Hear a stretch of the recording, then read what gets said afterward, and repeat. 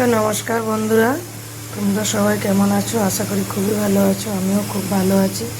তো আজকের রেসিপিতে আছে নিরামিষ ফুলকপি আলুর সবজি। তো আজকে দেখুন, ফুলকপি গরম জলে ধুয়ে নিয়েছি, কেটে করে তেল বসিয়ে দিয়েছি, দিয়ে দিচ্ছি।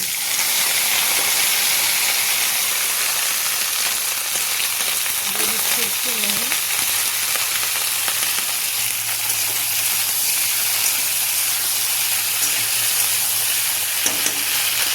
সিদ্ধ আলু দিয়ে করবো, এখানে আলু সিদ্ধ করে রেখেছি। এখানে একটা মশলা বানিয়ে নিচ্ছি, শুধু টমেটো আর শুকনো লঙ্কা। এখানে মশলা পিষে নেব।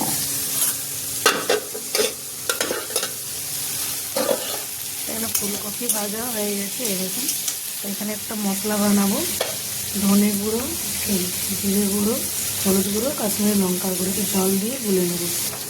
এই যে জল দিয়ে মশলাটা বানিয়ে নিচ্ছে। আরও তেল দিয়ে দিয়েছি কড়াইয়ে, সিদ্ধ আলুগুলো ভেজে নেব।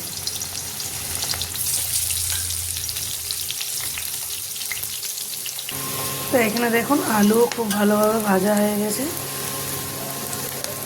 আলুগুলো উঠিয়ে রেখে নেব। তো ওই তেলের মধ্যেই একটু গোটা জিরা ফোড়ন দিয়ে দিচ্ছি, আর দিয়ে দিচ্ছি একটু হিং। এটাতে ছাতু লেগে আছে।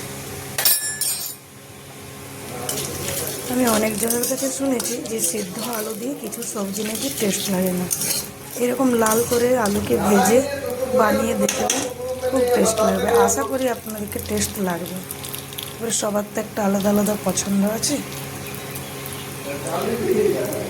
তো এইখানে দিয়ে দেবো এই যে শুকনো লঙ্কা, টমেটো পেস্ট।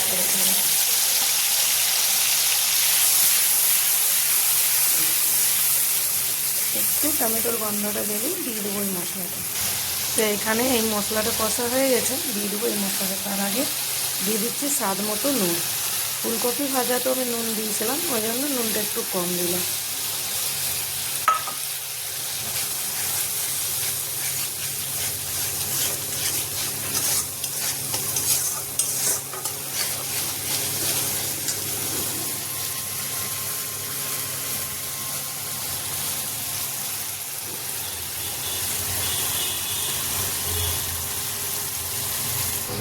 দিয়ে দিচ্ছি একটু কস্তুরি মেথি।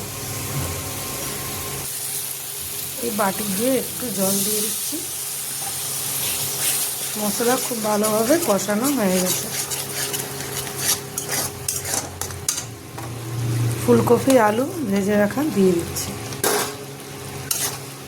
ভালোভাবে ফুলকপি আলুর সাথে মশলাটা মিলিয়ে নেব। একটু কষেও নেব ফুলকপির সাথে। গ্যাসের ফ্লেমটা হাইতে করে দিলাম।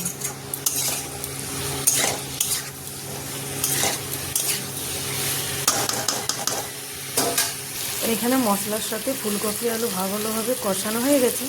দিয়ে দিচ্ছি একটু চিনি, দিয়ে দেবো এখানে জল। খুব বেশি জল দিলাম না, কমই জল দিলাম। সবজিটা মাখা মাখা হবে। তো জানেন, এই সবজিতে একটু বাটার অথবা একটু দেশি ঘি দিয়ে দিলে খুব সুন্দর টেস্ট আসে। আমি বাটার দেবো। ঘি এত বেশি আমার মেয়ে পছন্দ করে না, ওই জন্য আমি বাটার দেবো। ফুটে উঠলেই বাটার দিয়ে নামিয়ে দেবো। খেতে কিন্তু অসাধারণ লাগে। তো দেখুন কি সুন্দর মাখো মাখো হয়ে গেছে। এখানে দিয়ে দিচ্ছি একটু বাটার। এই বাটার দিলে দ্বিগুণ স্বাদ বেড়ে যায়। বাটার না থাকলে ঘিও দিতে পারেন। আর ঘি বাটার দুটো না থাকলে এমনিতেও এই নিরামিষ ফুলকপি আলুর সবজি খেতে খুবই সুন্দর লাগে।